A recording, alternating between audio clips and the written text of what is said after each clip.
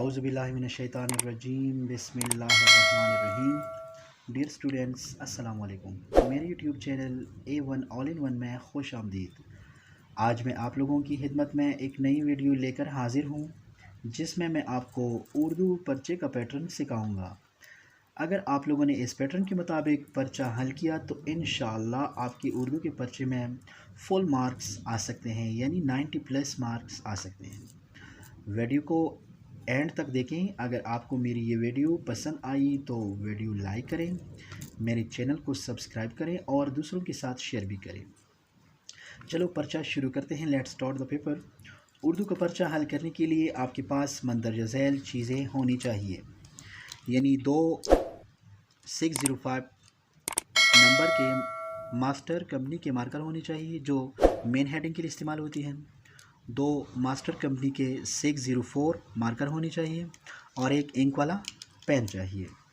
अच्छा, ये जो बड़े बड़े 2 मार्कर हैं, बड़े सेरे वाले जिसका कट थोड़ा सा बड़ा है, इसमें आपको 2 सेरे नज़र आएंगे। एक दाएं हाथ की तरफ जो थोड़ा सा लंबा होता है, ऊंचा होता है, और एक बाएं हाथ की तरफ है, ये थोड़ा सा नीचे होता है। आप इसको इसी तरह पकड़ेंगे भी इस तरह, यानी जो लंबा हिस्सा है वो दाएं तरफ होना चाहिए, जो छोटा हिस्सा है वो बाएं तरफ होना चाहिए। तो इसके साथ आप मार्जिन लाइन लगाएंगे और मेन हेडिंग देंगे। सब हेडिंग के लिए आपके पास जो 2 मार्कर अवेलेबल हैं, blue and black master company के जो 604 नंबर के हैं, इसको आप सब हेडिंग के लिए इस्तेमाल करेंगे। अच्छा, मार्जिन लाइन लगाएं सबसे पहले दोनों साइड पर, जो ऑलरेडी मैंने लगाए हुए हैं। उसके बाद बे वाला जो हिस्सा है उसमें दूसरा सवाल आता है। पहला सवाल पार्ट 1 में होता है, जो ऑलरेडी आपने किया हुआ है, वो आप एग्जामिनर को देंगे। उसके बाद आपके पास जो आंसर शीट होगा, उस आंसर शीट पर आप सवाल नंबर 2 सबसे पहले शुरू करेंगे। सवाल नंबर 2 में जो सवालात होते हैं, उन सवालात के आप सिर्फ नंबर देंगे या उनके जोज़ नंबर देंगे।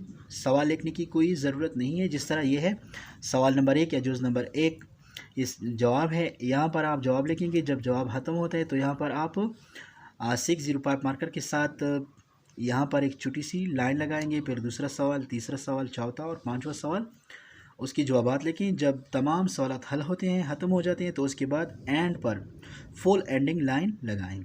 याद रखो, जो भी सवाल आपको अच्छा आता है सबसे पहले वो अटैम्प्ट करें, वो हल करें। इससे बहुत अच्छा एक्सप्रेशन पड़ता है। अच्छा, इसके बाद सबसे पहले जब आपने ये हिस्सा हल किया, यानी सारे सवालात हल किए, तो आप आएंगे दूसरे साइड पर सवाल नंबर 3 की तरफ, जो आपको नज़र आ रहा है। ये मैंने इस मार्कर के साथ, यानी 605 मार्कर के साथ मेन हेडिंग है, सवाल नंबर 3 है, वो लिखा है। सवाल नंबर 3 अमूमन इक़्तिबास होता है। इक़्तिबास एक बड़े पैराग्राफ को कहते हैं। इस पैराग्राफ की वजाहत करनी होती है। इसमें सबसे पहले इक़्तिबास लिखना होता है। इक़्तिबास में पैराग्राफ का पहला जुमला लिखा जाता है, फिर चंद डॉट या नुक्ते लगाए जाते हैं, फिर पैराग्राफ के एंड पर जो आखिरी जुमला होता है वो लिखना होता है, और दोनों को वावैन में बंद किया जाता है।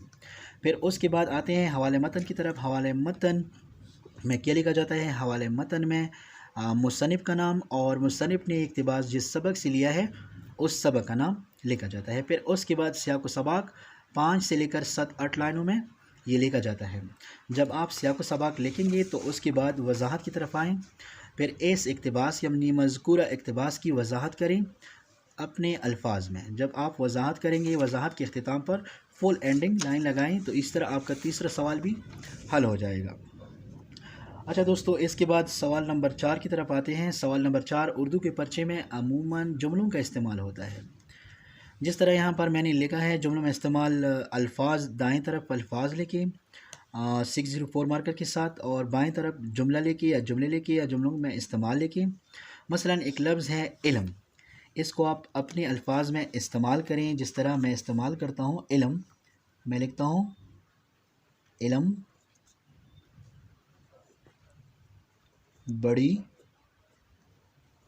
दौलत है। इस तरह फिर दूसरा लफ्ज़ जो आएगा या दूसरा मुहावरा जो होगा वो यहाँ पर आप लिखें और उसको अपने जुमले में इस्तेमाल करें। जब ये ख़त्म होता है तो यहाँ पर फुल एंडिंग लाइन लगाएं, आपका ये सवाल भी हल हो जाएगा। उसके बाद सवाल नंबर 5 है। सवाल नंबर 5 अमूमन ग्रामर का होता है। ग्रामर में मुख्तलिफ़ किस्म के अज्जा होते हैं। फॉर एग्ज़ाम्पल यहाँ पर मैंने 2 अज्जा दिए हैं, एक इसमें ज़मीर है, दूसरा मुहावरा है। आप इसमें ज़मीर की तारीफ़ करेंगे और मिसालें दें। फिर जब इसमें ज़मीर की तारीफ़ ख़त्म होती है तो यहाँ पर एक शॉर्ट लाइन लगाएं। फिर मुहावरा है, मुहावरा की तारीफ़ करें, एग्ज़ाम्पल भी दें, मिसाल भी दें, और उसके बाद चूँकि सवाल इख्तिताम पज़ीर होता है तो फुल एंडिंग लाइन लगाएं। इस तरह आपका 5वां सवाल भी हल हो जाएगा।